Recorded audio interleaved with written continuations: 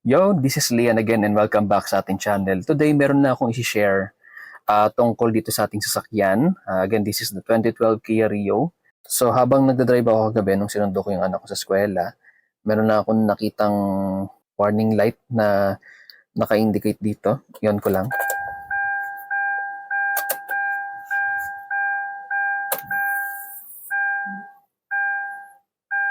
Ito, no? At yung ilaw na yon ay ito, yung warning light na to. Itong sa baba nung parang may sasakyan na may door open.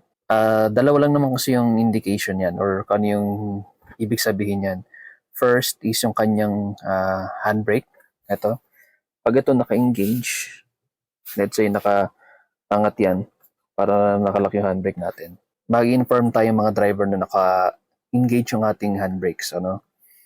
So, para mawala yan, yung handbrake, ano lang natin, disengage natin. Pagbaba natin or pag disengage natin ng handbrake, dapat mawawala ng ilaw na yan. Pero in this case, naka-ilaw pa rin siya. So kagabi, isip ako ng isip, sabi ko, pucha, ano na naman to? Mukhang may sakit na naman tong sasakyan natin. So again, ito, yan ko yung handbrake. Itaas ko. Yan. Naka-indicate yan. Pero pag binaba, hindi nawawala. At parang naman sa kanyang second meaning, pag itong ilaw na to is naka-steady lang na ganyan, ang naisip kong gawin is, syempre, it's either mag-check online or check yung kanyang manual. So, ito yung kanyang manual. Yan. Kanyang book. Tapos, sinanap ko na. Ito siya.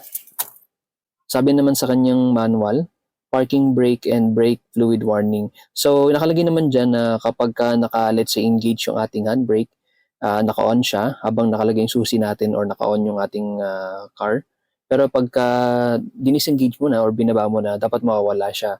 Pero sa baba ay nakalagay, kapag yung kanyang fluid raw ay low, magbibigay siya ng warning sa driver na kailangan siyang i-check. Most likely, kulang na yung brake fluid mo. Pwede mong lagyan ng laman yung kanyang reservoir or pwede rin na, kunwari, nagtatagas talaga siya. Isa na rin yun na way para ma-notify yung driver na merong sigurong leak sa ating brake fluid line, okay? So, tignan natin kung mawawala siya. Nalagyan natin siya ng brake fluid. Ayun, buti meron pa ako nakitang brake fluid na nakastore dito sa atin. Check natin yung sasakyan.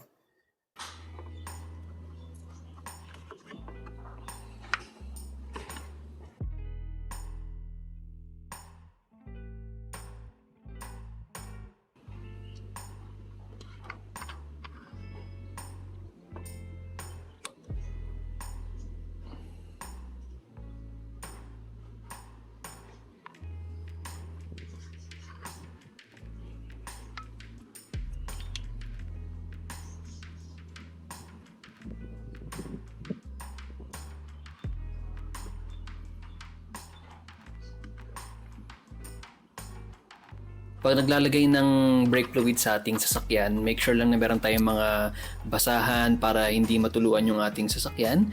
And kailangan nyo rin i-check na yung brake fluid is hindi dapat susobra dun sa max level na nakalagay sa ating brake fluid reservoir.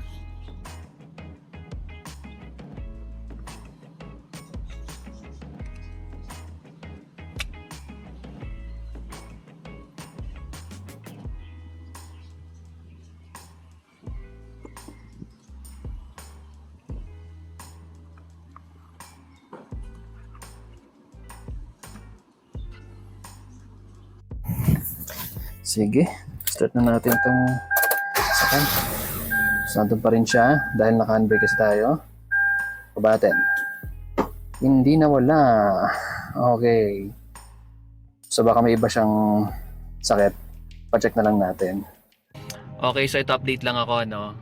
Bali, kaninang umaga, nung chinek ko nga tong warning light dito sa may brake fluid niya, hindi nawawala, no? So, balisan ako ngayon para ipa-check yung sasakyan, eh. Pero for some reason, habang tumatakbo na ako, ayan, nawala na. Naging okay na. Nakiiwas na naman tayo sa gastos dahil okay na siya, eh. Nakakatuwa naman dahil kahit pa paano, naging okay na siya. At sana wag nang bumalik. Kasi pag may mga ganyang mga warning light, lalo na kung mga mahalaga siyang bagay, dapat pinapacheck agad yan. Ito, in this case kasi preno siya eh. Kaya talaga napaka-importante niya. Okay, ayan, umuwi na ako sa bahay namin. Dito na ako ngayon sa bahay kasi nga gawa nung naging okay na yung warning light ng fluid kanina, ng brake fluid. Again, ginawa ko lang naman kanina umaga is nilagyan ko lang siya ng additional na fluid. Tapos, ano pa ba? Pinump ko ng pinump yung brakes dito, syempre, para mas mag-flow yung brake fluid na nilagay natin. Bago ko umalis, meron pa rin siyang warning signal. Pero nung umikot na ako, nung halos palabas na ako sa aming lugar, nawala siya bigla. So, ayun. So, feeling ko, kulang lang talaga yung brake fluid niya. At buti meron tayong available na brake fluid. Nilagyan natin kanina umaga, tapos ngayon okay na siya. Pero hindi pa rin ako magpapakampante. I-monitor ko pa rin ito. I-check ko pa rin kung lalabas pa rin yung warning signal. Kasi pag lumabas pa rin yun, well, kung sa sasakyan, mahalaga yung tumatakbo siya, mas mahalaga yung humihinto siya, okay? Kasi, ano yun eh, safety natin yun eh. Kaya ito, i-check ko lang siya, monitoring lang. Pero so far, mukhang okay na siya eh. Ito, pakita ko. Ayan. Ito, nakailaw siya ngayon kasi naka-handbrake tayo eh. Ayan, naka-handbrake tayo. Pero, tatanggalin ko na yung handbrake. Ayan. Ayun, nawala na. Iangat ko ulit yung handbrake. Ayan. Tapos, release handbrake. Yun! Okay na. So, masaya na ako dyan. At least, naging okay na siya. Na-resolve natin yung problema. Less gastos. At, ayun. Ingat na lang tayo next time. And pag may mga warning lights yan, huwag nating i-chipwera yan. Kailangan natin monitor agad yan. Para hindi na rin lumaki yung problema. Okay? So, ayun lang naman. Thank you so much again for watching. And as always, stay chill.